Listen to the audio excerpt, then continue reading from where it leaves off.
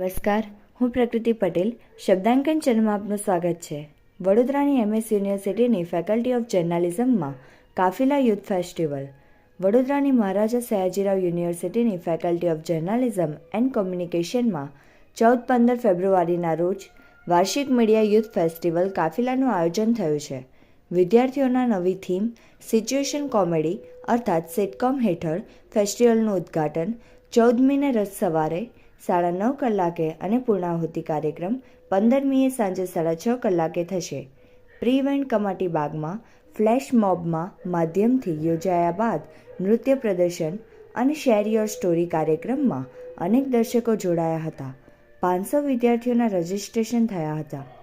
Journal ઇતિવૃત્તિ 2025નું launching કરાશે એમ સ્તુતિ પાંડેએ માહિતી આપી હતી.